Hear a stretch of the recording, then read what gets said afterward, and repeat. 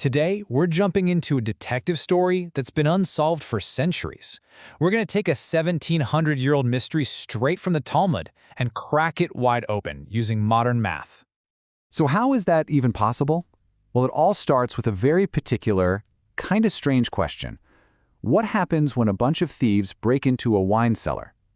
The answer involves a bizarre ruling, a town with a really bad reputation, and a mathematical idea that honestly turns the entire case completely on its head. All right, so our story begins in an ancient Babylonian town called Pumbedita. Now, this place was a famous hub for Jewish learning. But this particular story isn't about scholarship. It's about a weird incident in a wine cellar that has been stumping rabbis for literally centuries. Okay, so here are the basic facts from the Talmud. Thieves break into a wine cellar and open some barrels. Now, according to Jewish law, this is a big deal. If a Gentile handles wine intended for idol worship, that wine becomes forbidden. But in this case, the great sage Rava says, the wine is fine, it's permitted. And his reason? He claims that most of the thieves were Jewish. Now, if that seems straightforward, but it opens up a huge question. How on earth could he possibly know that? Well, the most obvious answer, the first place you'd look, seems to be the town's reputation. And Pumbedita, along with its neighboring towns, let's just say they were notorious. I mean, check this out. The Talmud is full of these regional stereotypes. The sage Rav warns that if someone from the nearby town of Neresh gives you a kiss, you'd better count your teeth right after to make sure they're all still there. And it doesn't stop there, not by a long shot. If you find yourself traveling with someone from Neharp Code, yeah, they're probably just sizing up your nice cloak. You get the picture. This was a region where you really had to watch your stuff. And this brings us right back to our town, Pumbedita.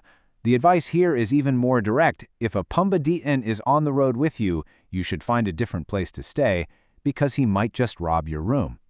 So, case closed, right? Rava knew the locals were a bunch of thieves, knew most people in town were Jewish, and he just put two and two together. Well, not so fast.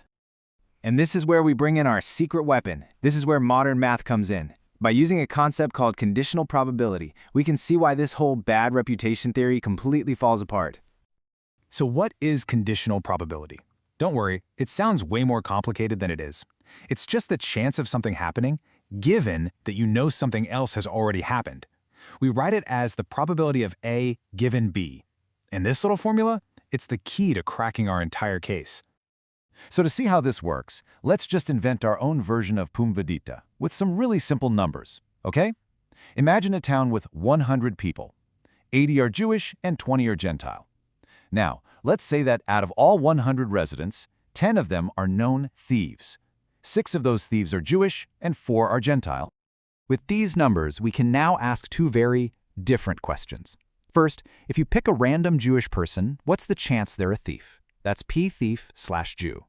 But we can also flip it and ask, if you've already found a thief, what's the chance that they're Jewish? That's P Jew/thief.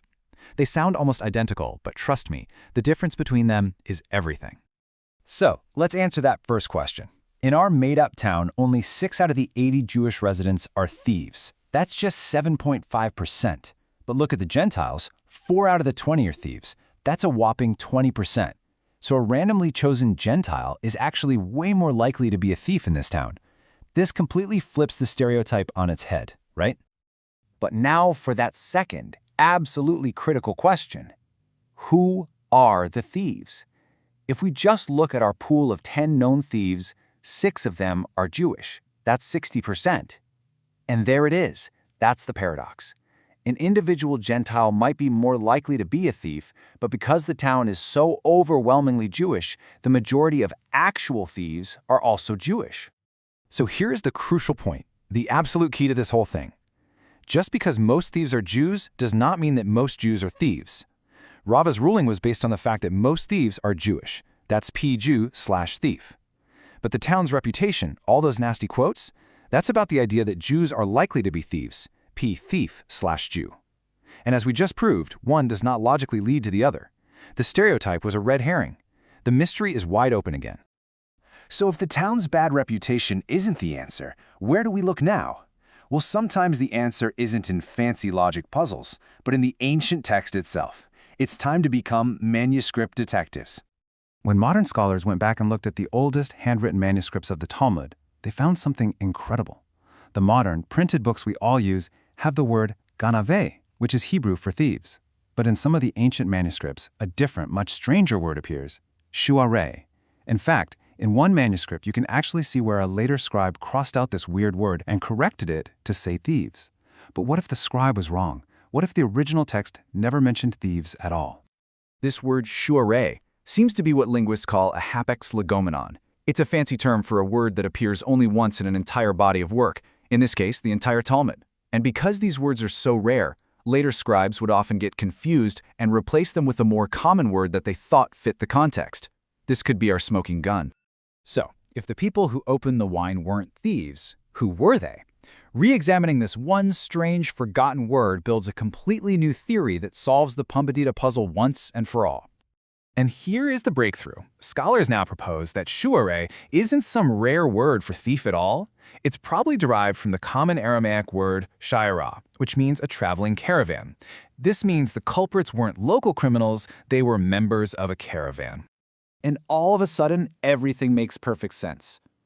Remember, the text says the culprits came to Pumbedita, which suggests they were outsiders.